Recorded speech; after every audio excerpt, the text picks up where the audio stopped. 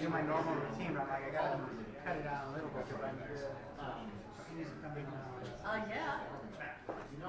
Why you should always leave it to your door? Yeah, look at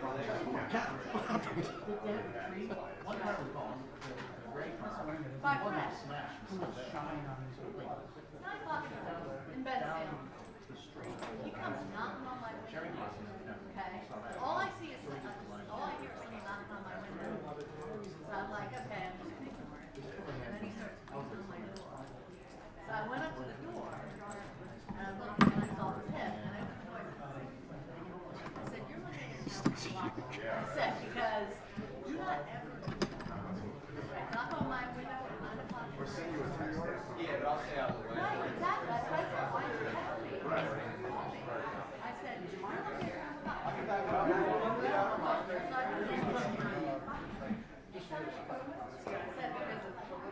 U.S. Marshals are coming for me. I'm taking myself. That's not real. That's it.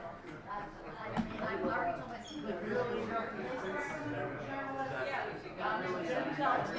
But I'm taking something.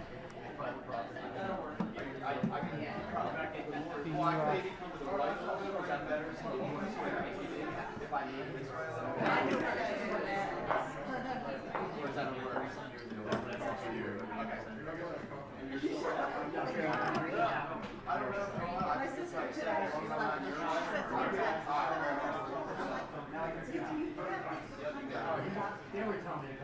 Test, test, test, test. Like, what do you think that Monday? Okay. Is there anything on your phone? Hey Steve, want to see if the mic works? Yeah, I got it on here. Test. Test. Cool.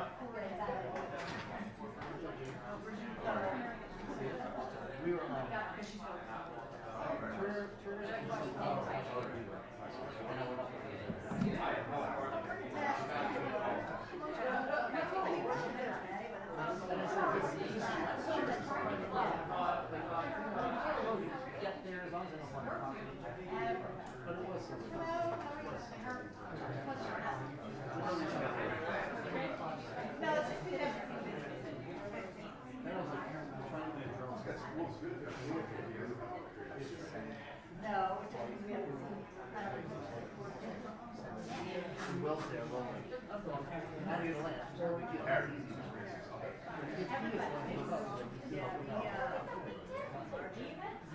I'll give you mine.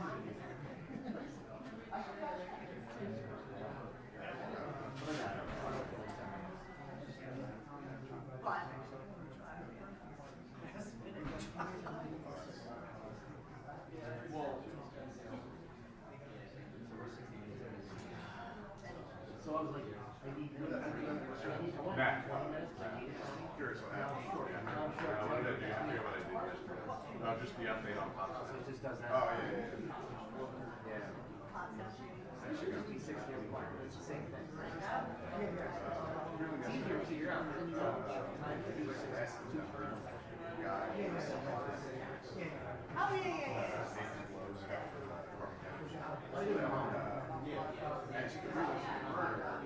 I sit at home on weekends. I sit outside on a great day.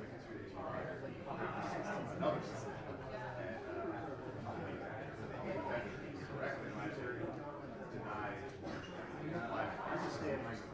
I don't fly in the other house. I stay there back I would have been. Joking around. He says it every time. He really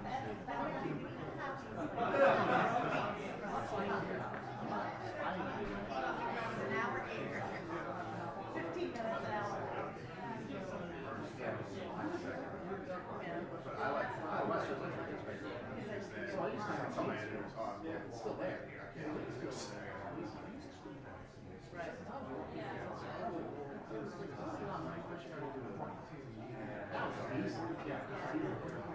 I mean, when they come, they are pretty low. I don't, when I'm so economical, so they bring your boat, but I still come back.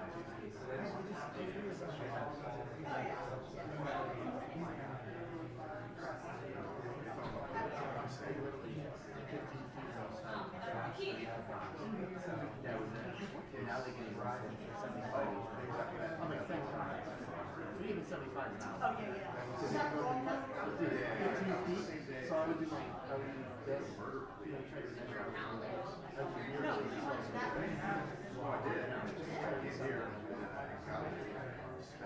Yeah, so now I get 75 feet. All around, which is great. And the 150 is fine. You don't want to lose that. So like, I never get it.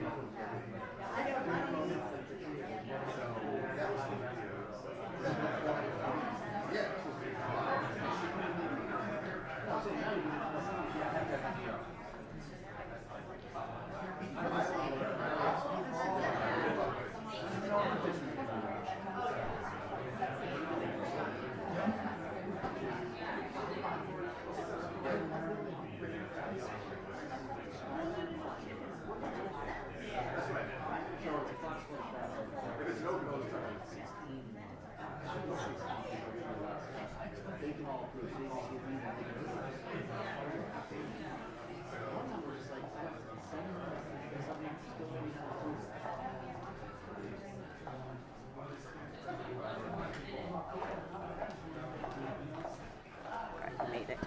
I made it. Yeah, right. Just take. I may have messed that one microphone up, Manny. Oh, perfect. I don't want to. I'll put it somewhere where you're not going to like. Yeah. I do this. You don't. Come closer. Yeah, if that's. I'm sorry, man. It's actually usually pretty. It catches the sound really good. Okay. Okay. So I always do this in case like there's another speaker, but in this case, just. Is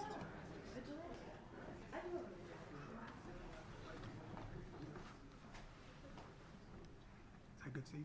Can you hear? Good. Okay. Is everybody ready? Okay. Good morning, everyone. I'm Bucks County District Attorney Jennifer Shorn.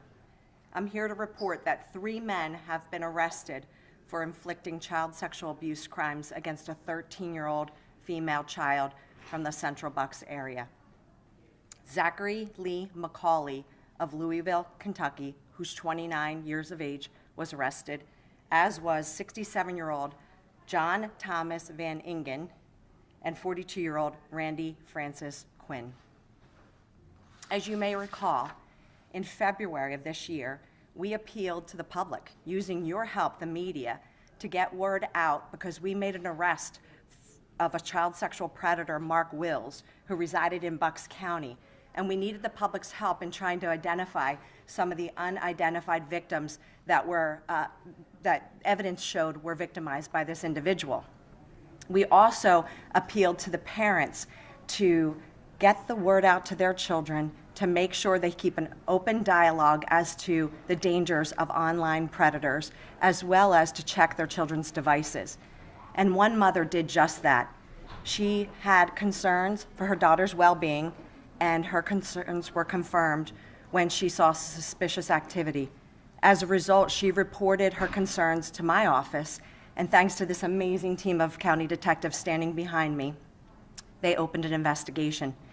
And they identified a perpetrator from Kentucky who was sexually exploiting this 13-year-old child. Not only was he sexually exploiting her, but he was manufacturing child sexual abuse materials, and he was trafficking her to other men. This man accessed this child through an online platform, Snapchat, and he did so portraying himself as a peer, a 17-year-old boy interested in dating this child. And he used grooming tactics to lower her inhibition, and then those tactics evolved into threatening to inflict harm upon her mother if she did not comply with his demands. And as a result, this 13-year-old child's identity, her picture, was posted on an application that is a dating application, Grindr, where then she was trafficked to other men for their own deviant sexual purposes. As a result, multiple men responded to the post that this trafficker, McCauley, posted of this victim, and they pursued this child and engaged in statutory sexual intercourse with this child. One individual did so repeatedly, and he also live streamed his victimization of this child to the trafficker, Macaulay, creating child pornography. I praise the mother in this case because her instincts were correct. Although it was not related to the original case, she obviously did exactly what we asked her to do. And I praise the victim in this case. The victim is only 13 years of age, and she is so strong, and she is not to be blamed for what occurred. But these cases cannot succeed without the amazing team of county detectives and the other detectives throughout Bucks County who make up our Internet Crimes Against Children Task Force. They use the resources and their expertise to battle these crimes every single day. 40 years ago, the mantra to raise awareness for child sexual abuse was stranger danger, and we know that was not accurate. Yes, on occasion, there was a stranger perpetrating crimes upon children, but more often than not, these individuals would gain access to children by grooming them, getting close to them, and then slowly but surely victimizing those children. They were typically known offenders. But now in this digital age and with the social media platforms that are available for these predators, we now face such dangerous times because it's a combination of both. We have strangers accessing our children, complete and utter strangers to the parents and caregivers, and however, those children befriend these individuals and invite them into their very home and oftentimes their very own bedrooms. And then these crimes unfold. We could not succeed without the amazing people that battle these crimes day in and day out. These individuals are facing serious crimes. As it relates to Macaulay, he is currently incarcerated in the state of Kentucky and he is awaiting extradition. As it relates to Van Ingen and as it relates to Quinn, they will be prosecuted forthwith. They're presently out on bail based on what a judge determined was appropriate for bail. I'm happy to answer any questions you may have. Do you believe there's other victims at this point? If they were to access a 13-year-old here in Bucks County, do you believe there could be other victims locally or across the country? This case exemplifies just how long the reach is of a child sexual predator using these social media platforms. I can assure you that currently this investigation is still very much active, and if there are additional victims, we will make sure that this individual is prosecuted for those crimes. Was the girl going to their home, or were they able to get to her house, as they would say? Based on the way this victim was trafficked, arrangements were made for this child to be picked up, and if that's not a flag, I don't know what is, and to be taken to various locations in Bucks County for these other two predators to engage in sexual intercourse with this 13-year-old. Jen, do you know if Mr. Macaulay was being paid by these individuals? Again, the investigation is still pending as it relates to that, but we do know that, in fact, as a result of the one live stream, two different live stream videos that were captured by Macaulay, that whether he's paid in a traditional sense or he's using that as currency online with other predators, time will tell. The investigation is still pending as it relates to that. But obviously, there is really, it's unthinkable what he was doing. And to understand that those images and those videos are out there and very, very difficult for us to ever take down from the internet. Does he have any previous criminal history in Kentucky of this nature? As you know, I'm not able to comment as to prior criminal history, but I do know that obviously this was not an isolated incident. This was repeated acts of victimization of this child. Can you talk to us about working with authorities in Kentucky, and are you also working with federal partners? We're working with the Kentucky authorities who have been tremendously helpful, the Office of the Attorney General in the state of Kentucky, and specifically, if I just forgive me for a minute, St. Matthews Police Department in Kentucky. At this juncture, it's the team of county detectives out of my office working with Kentucky authorities. We always work well with our federal partnership, and we determine who's best suited to quite frankly, get the maximum result in this case. And right now, based on the hands-on crimes that were perpetrated upon this child, we're confident that we're the best agency to prosecute these defendants. Can you share the other two men? Did they have any prior history, prior arrests, anything of that nature? I'm not able to speak to that, but as you know, we have a 67-year-old man engaging in sexual intercourse with a 13-year-old child from Bucks County and a 42-year-old man. There was actually a third man who met with this child, and when he met her in person, it was immediately apparent that she was a child and that he did not engage in the sexual encounter that he intended to engage in. So it speaks volumes for the evidence we have in this case, and we anticipate these allegations will be substantiated when the process unfolds. So on this app, the 13-year-old was being portrayed as an 18-year-old? So because the application that was used to traffic this child was Grindr, and it requires an identity of an individual being 18, this trafficker, Macaulay, instructed her as to how to create a fake account, and he had access to the credentials. So naturally, he advertises her as a 13-year-old, but she is a 13-year-old child by all accounts. So immediately apparent, obviously, at least to one man. How long was this all going on for? Throughout the month of October, several episodes throughout the month of October. And when did the Kentucky man first contact her? How long was that contact been? I believe, let me just confirm, it was several weeks, but I would like to just confirm that fact. September was the first contact, and for weeks was grooming, and then ultimately culminating in these sexual offenses. Can you give us a full timeline? It started in October, but how long did it go on? Started in September was the communication, several weeks of grooming, and then went throughout the month of October. And those details will become more specific in time. Jen, is there any sense of how the two connected? I mean, you have somebody in Kentucky talking to a teen in Bucks County. Is there any sense, was it through, I know Snapchat's a social media platform, was it a chat room about a specific topic? Did he just randomly message multiple people? How did that? He befriended her through Snap, portraying himself as a 17-year-old boy, Jake, who she thought was interested in her. And that's unfortunately a theme we see time and time again. And these forums, it allows for these type of predators to really do so with anonymity, and it's quite frightening as a result. And just for clarity, the mom reached out after this Mark Wills presser in February? Yes, she feared, given the information, and again, I praise the media because we can't do it without you. She feared her daughter may be a victim because he was a local predator. He was a Bucks County man. And so in doing so, she contacted Detective Kelsey Pitts. And I apologize, I also failed to mention who's behind me, and I'll do that at the conclusion. She contacted Detective Kelsey Pitts from my office, fearing that her child may be a victim of this man. And due to the extraordinary work that Detective Pitts and Detective Eric Landamia, and as you know, Chief Greg Beidler from the county detectives, due to their outstanding work, they were able to quickly determine that she was in fact a victim, just not of Mark Wills.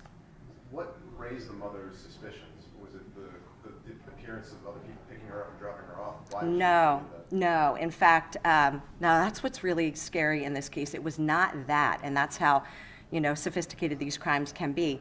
It's some of the things we encourage parents to be aware of, children taking their phone into their bedrooms and communicating with people who are unknown. So that initially was the suspicious behavior that the mom noted, and then subsequently taking her daughter's cell phone and then providing it to law enforcement. And again, I can't praise the mother enough, and I can't praise this child victim enough. She is not to be blamed. These predators are so good at what they do, at grooming these child victims and making them think they're doing this in the name of love and or fear that their loved ones would be harmed. Jen, can you just share with us one more time, for anybody watching this time around, what do you have to say to parents that might feel something's off? I do this every time myself. Every time a case like this presents, I go home and have the dialogue, or my husband does with our own children, to make sure that they are aware of the online dangers, and you have to look at their devices. I understand there's a level of privacy you give your children, but you cannot be vigilant enough as it relates to the dangers that are online. You see it week after week. We're coming to you, appealing to you for help, because that's how frequent. And again, it's not because there's a disproportionate number of sex offenders in Bucks County. It's because the amazing team I have working out of my office and in the municipal police departments to combat these crimes. So that's the message, and thank you for asking it. The third man, is he facing any charges? Is he cooperating with the investigation? He cooperated with the investigation, and at present is not facing any charges because, as you know, our information thus far confirmed what he said, that there was no subsequent physical relationship with his child. Thank you. If there are no more questions, thank you for your time.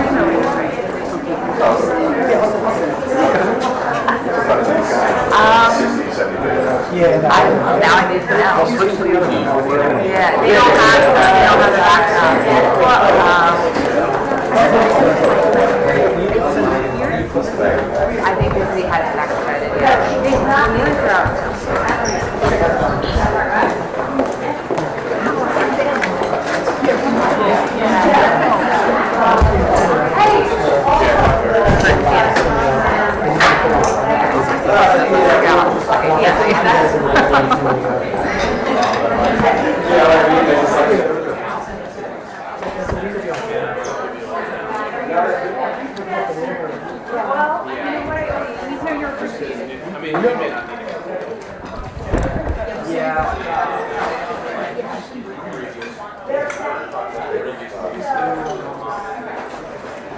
They'll send us. Yeah.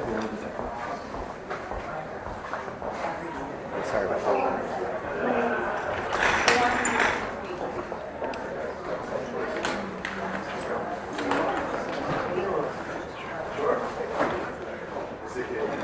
Hey, man. Email me and I'll send it to you. Because we're Bucks County, not you guys, or you don't know? No, it's